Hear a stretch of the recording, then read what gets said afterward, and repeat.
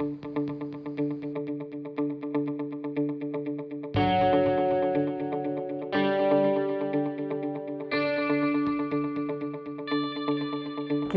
vaksinasi ini untuk menjangkau kelompok-kelompok rentan. Jadi kelompok-kelompok rentan ini memang kita butuhkan terjangkau. Karena apa? Karena dia merupakan kelompok rentan yang harus dilindungi, tetapi mungkin aksesnya terhadap vaksinasi ini belum bisa optimal. Di bulan Juli hingga September 2021, cakupan vaksinasi di DIY masih relatif kecil. 40,53% warga telah divaksinasi di bulan Juli, 57,27% di bulan Agustus, dan 81,94% di bulan September. Teman-teman yang lansia, kemudian teman-teman difabel itu entah susah mengaksesnya, entah tidak dapat informasinya atau tidak tahu, terutama bahkan ada yang menolak vaksin karena informasinya belum dapat. Jadi itulah kenapa kami ingin menyasar kelompok most at risk yang benar-benar terpinggirkan atau belum mendapat akses. Misalnya saja lansia, banyak lansia kemudian komorbid. Mereka harus stay di rumah, mereka bed rest, mereka nggak bisa kemana-mana. Kemudian yang kedua itu disabilitas. Dengan berbagai hambatan, baik itu hambatan tuli, hambatan netra, hambatan sensorik dan sebagainya. Mereka kesulitan juga mobilisasi karena jalan untuk ke puskesmas itu juga cukup jauh.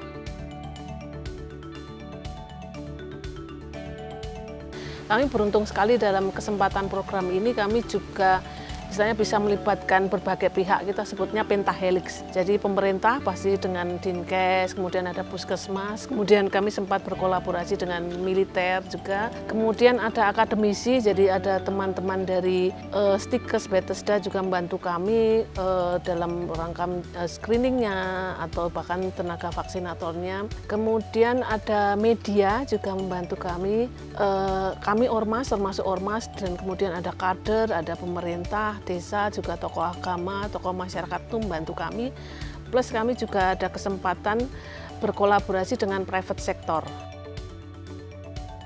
Nah, bagaimana juga di dalam respon ini sehingga yang dilibatkan itu tidak hanya teman-teman yang kemudian masyarakat saja seperti kader gitu, kemudian satgas desa, tapi kita juga melibatkan dari organisasi-organisasi disabilitas yang ada di Jogja. Contohnya seperti Gerkatin. Kita juga bekerja sama dengan Divagana. Kalau dari awal, pertama pasti kan kita teman-teman relawan itu nyiapin peralatannya. Jadi kayak misalnya tensi atau termogan. Setelah itu mungkin beberapa ada yang kita harus ke dinas kesehatan untuk ngambil vaksinasi. Tapi beberapa tuh ada yang kita cuman perlu ke puskesmas untuk ngambil vaksinasinya. Nah, setelah itu baru kita mungkin ketemuan sama Pak Dukuh atau kader yang ada di lokasi untuk nunjukin tempat-tempat yang akan divaksin lah istilahnya. Nah, setelah itu baru kami, teman-teman relawan, berangkat untuk vaksinasi door-to-door itu.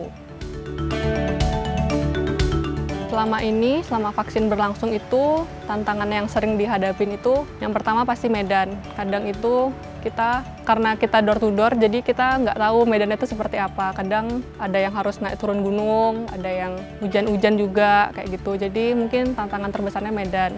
Kemudian yang kedua itu, kadang ketika kita udah sampai di rumahnya, itu tensi dari orang yang akan divaksin itu tinggi. Jadi mau nggak mau kita tunggu atau bahkan nggak bisa divaksin sama sekali.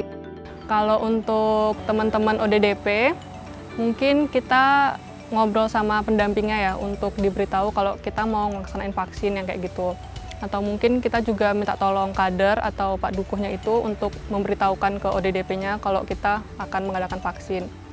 Kemudian kalau untuk teman-teman disabilitas, kita juga ada kerjasama dengan JBI atau Gerkatin atau JP atau Gerkatin itu. Nanti mereka yang ngebantu kita untuk komunikasi sama teman-teman yang difabel itu.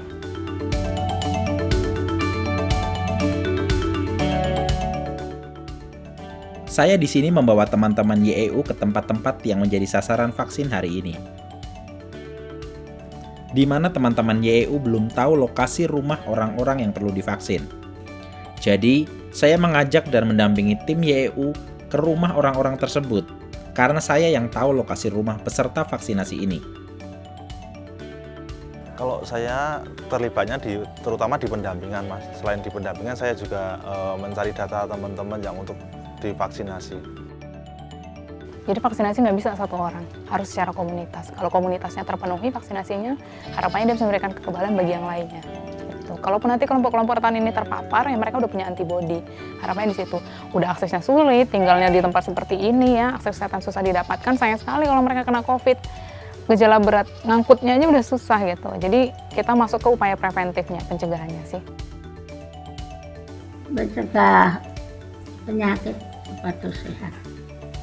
Saat ini boten wonten pripun nggih biasa atus sebab sedereng divaksin.